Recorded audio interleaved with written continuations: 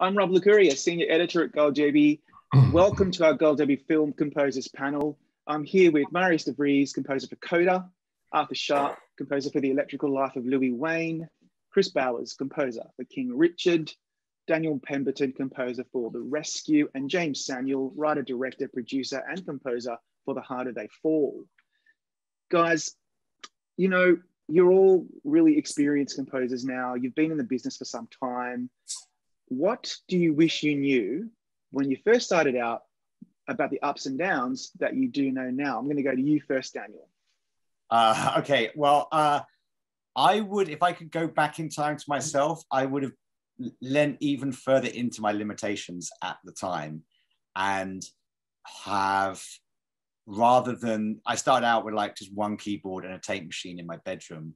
And I was always trying to make those sort of sound bigger than they were sometimes, like what I was trying to do. And actually I should have gone with what I had and made more things that were like just what I could make with that equipment. Because I always find that really exciting, like having limitations and forcing yourself into corners to compose out of. And I would have probably told myself to stop trying to make like hip hop breaks that on a bad drum machine that just sound lame. I bet you they sound dope. I bet if you listen to those joints now, they sound dope. No, they don't. They're like, it was on a Boss DR 550, and the only way I made them sound dope was I basically had a 4-track and I'd just gain it up way too loud so they distorted. And that's the only way I could get compression. Actually, they probably do sound right now. I'm telling you, I bet you they sound nuts. Probably do. Jeymes, what about you? I don't, well, it's different because I direct, right? So I pretty much, with this film, I never had someone over me telling me, and I've got a rule to just obey your crazy, right? And just like as soon when you get an idea, no matter how crazy it is, you'll see when you watch you've watched the film, Rob. Oh yeah. Like when they robbed the bank in the White Town. Crazy. My rule is like however bonkers the idea is, I have to execute it, whether it's sonically or visually. You know, I was producing Jay Electronica's album for the past 10 years because he refused to release it. So when you work with someone like Jay Electronica, I see Kris laughing because he knows, right? You know the legend of Jay Elect. So when you work with someone like Jay Electronica, you literally have to be nuts. Like you have to go to every single crazy place. So, I mean, the only thing I wish that I knew was that there was this creature from space called the coronavirus coming, who literally rips all your plans apart. They say when you're making a movie, you always hear this thing, Murphy's Law. Whatever can go wrong will go wrong. And then Murphy caught COVID-19, died, and now that's just COVID's law. So even when I'm making music, all the musicians, I got an elite sniper squad, like downstairs right now. I got Jerry Wonder from the Fugees, Dre Harris, James Poyser from the Roots, and this and that and the other. But I had to do all of this melodic cooking with everyone in different places. This is madness. That's not how I envisaged doing the music for my debut film. COVID just came and bum rushed the show. So I wish like I knew that was coming. I would have prepped even more because you can't, you know, you're thinking you're a tough guy. Like I'm ready. And then this thing, you have to direct your movie. Wearing a mask, goggles, face mask. Can't stand closer than 6 feet to all your actors, and you have to do the music like every night. Go home and it was mad. It's COVID. So that's the only thing I could say. F me up. That bloody coronavirus that screwed everybody. Kris, what about you? What do you wish you knew way back in the day when you were just a young composer? Very young, still young. I feel like definitely the things that the guys mentioned so far. I feel like for me, probably a combination of understanding all the other elements outside of writing music that go into this job. I feel like when I was a touring musician, we used to always talk to younger musicians about the fact that like you don't get paid for playing the show. You get paid for like going to the airport and like late, nights and like early lobby calls and like all of the difficult parts of the job, or dealing with personalities on the road, like all those kinds of things. And I feel like similarly, the music, when the environment is set up to just create in a way where you can kind of access, you're crazy, like Jeymes was saying, I feel like those are the best environments. And in the times where you don't have control over that environment, or when it's maybe not set up to be exactly that, it's always interesting to figure out how to navigate those things and still keep yourself sane, essentially. And I feel like knowing myself a bit better when I was younger, I probably would have been able to filter out the BS a little bit easier, be able to filter out the things that kind of get in the way of just creating and trying to focus on that, and knowing how to still navigate everything else without it being a hindrance or kind of choking that process. So I feel like, just knowing all the things outside of writing the music and how those things can affect your own headspace, and then therefore how to like know myself well enough to like navigate that internal dialogue and internal struggle.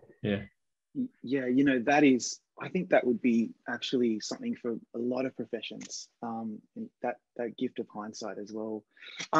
Arthur, what about you? Is there something that you can pinpoint back in the day that you wish you knew back then? I mean, back in the day wasn't that long ago for me, really. Still.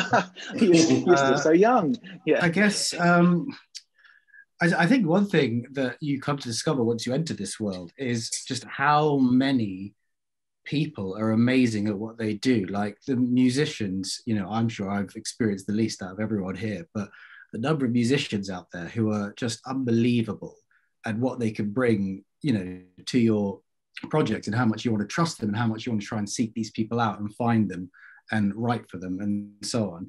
I think in some way I almost, I think part of me wished I'd known that world existed to such an extent when I was sort of first starting out. I mean, admittedly, with a much tinier music budget than I had, for example, on this film, but even so. So I guess that to some extent, and maybe just how enormous music is generally. Like at the time, I just felt like I didn't know anything about music, like theoretically or anything. Like I didn't know what I was doing. I thought I definitely had massive imposter syndrome. I mean, I still do. I think everyone does to some extent. But that's for sure. You carry on teaching yourself, and you carry on learning. And I wish back then I knew that I would still, at this stage, having learned so much more, still essentially feel like I know nothing, and sort of like an amateur almost in terms of how much is out there. I guess those two things. Yeah, that's a good answer. I totally hear what you're saying. Finally, Marius, what about you? What would you have said to your younger self? Well, I'd like to agree with Arthur that starting off from a position where you admit that you know nothing is a very strong starting point. I guess one of the hardest lessons in terms of personal satisfaction is that the only thing that really matters in the end is the joy that you get from doing the work with the people you're doing it with, and in connection with that, not to pay too much attention to bad outcomes and bad reviews, which leads on to the fact that you equally can't pay too much attention to good outcomes and good reviews for the same reason. And finally, we all get fired eventually. Yeah, for sure. We've all been there. You need a thick skin for that. Yeah, that's why a man like me, just hire yourself. That's it. That's the key. Movie, you can even get fired then. Yeah, exactly. Exactly right. Imagine if you did. That would be terrifying. My final question to everybody is my favorite question, especially for composers, given I'm such a nerd for this stuff. What's your favorite piece of work, film score, or if you can't pinpoint one, maybe composer? Everybody has one if you're into this. I know straight away mine is like 1992, Michael Nyman, the piano. I listen to it almost every week. I love it for various reasons. What about you guys? Jeymes, what about you first? What's something that inspires you as a piece of work that you think is wonderful? Oh man, there's so many, man. Lalo Schifrin, like score for Bullet. Elmer, if I had to choose one off the rip, Magnificent Seven, man. What a piece of music, man. Like the and even when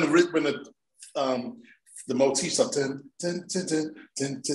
Under it is like a, and that rhythm right there is the underlying rhythm for so much black music. It's one of the hard. Every time I listen, I wanna cry. Like it's just, oh man, hard. Yeah. See what music does, especially film music. Yeah. Okay, who else? Who's got something straight away? Well, I'm not even gonna. I've got one that is in the Western Territory as well. Although really, I once saw Elmer Bernstein give a talk, and he was really old, and he literally kind of moonwalked onto stage like this, just doing bullets. Oh my God, like a G. I was like, oh my God, if I have any of that energy at that age, even like a tenth, I am in 100%. Like a G. Yeah, he was That's so good. Like a G. Mine is Navajo Joe by Ennio Morricone. Absolutely mental piece of music. That's this kind of one voice that kind of goes, ah. Because everyone knows Good, Bad, and the Ugly. This is just like full force screaming, which is my kind of mental. And then it just comes in with this massive guitar line that goes bow, bow, bow, bow, bow. And then these big drums. And it's so bold and so mental and works so well. It's kind of one of those things that presses all my buttons, because that's my favorite kind of film music that kind of like punches you in the face. But you know, every film is different, but that's one that really does it for me. Well, this is turning into a Morricone love fest, and it's very hard. Wow. Very hard not to choose Once Upon a Time in the West for me, but if I had a gun up my head, I'd go for Artemyev's score for Stalker, I think. That's the one I go back to the most. That's a good one. And is there a reason? Is it just because does it trigger something in you, or is it just I think I watched it at a very, very vulnerable age, and so it kind of wormed its way in there. And that's it's just a film I go back to again and again, and I find it weirdly comforting. Yeah, for such a dark film, it's strange to feel that it's comforting, but for me it is. There you go. What about you, Arthur?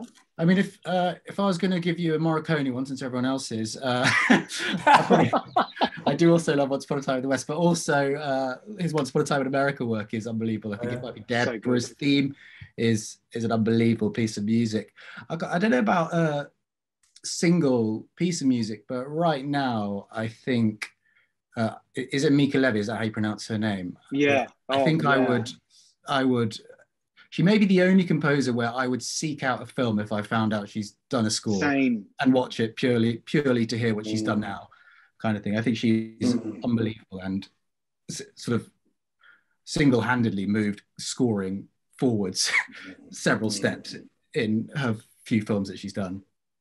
Yeah, she's still so young in her career, and she's incredible. Kris, what about you? Yeah, I mean, I definitely would second that. I feel like the score to Zolo was like the craziest thing I've ever heard. It was pretty dope. As far as like a single score, maybe Vertigo, I feel like is one that I always go to. The love theme. Yeah, for sure. It's so classic. Beautiful. You know, score. And I saw, can I say, it's so hard not to just fan out at like, even the people I'm sitting with, like I got the composer Into the Spider-Verse, Kick-Ass. Like I saw King Richard in London. Like, oh man, you guys are doing crazy work. I just want to say that I watched the 35mm print of Vertigo the other day, right? Oh yeah. I took Jonathan Majors with me, and it's the first time I've seen it in like years. And Jimmy Stewart is a horrible guy. You have to watch it again, Kris. Like when you watch Breakfast at Tiffany's as an adult, you go, wow, Holly Golightly, you're a horrible woman. Like, Vertigo, I was like, oh my God. Anyway, I just wanted to fan out over like a weird stalker. The whole film is really odd. And it's the music that makes the film so magnetic and magic. It's amazing. Yeah. And you're like, this stalking, crazy person. Anyway, amazing film. One of my favorites. It is. And see the power of a good score, mate. It just, there's nothing quite like it. And on that note, pardon the pun, or not, I want to thank you all very much for joining us today. This was a really awesome experience and opportunity to speak to 5 incredible composers. Congrats on some great work. Good luck this award season. You're all amazing. And thanks again for your time. Thank you guys, man. And I'm fans of like all you guys. It's a real eclectic bunch. You guys are, gee, that score for Kick-Ass was nuts. And also, I just want to say one thing. We had four composers for that, so it's not surprising. It doesn't matter. I don't care. Like whatever you've done, it was wicked. And we've gone. It's almost like we don't celebrate the score no more, right? Like remember when we were kids, you'd leave the theater going. If I say we see something, man. Do you know how much my son sings the score for Into the Spider-Verse? Really? What a beautiful piece of work, man! I'm going to tell you guys. Like this is an awesome game. Imagine if we all got together and done something. Can you do that soon? Get together and just kill it. Yeah, meet up in London. Yeah, do it. I think you should. But 100%. Yeah, such great work. It's such a pleasure. It was a real pleasure to prepare for this one because the work was just incredible and I really enjoyed it. So thank you so much again.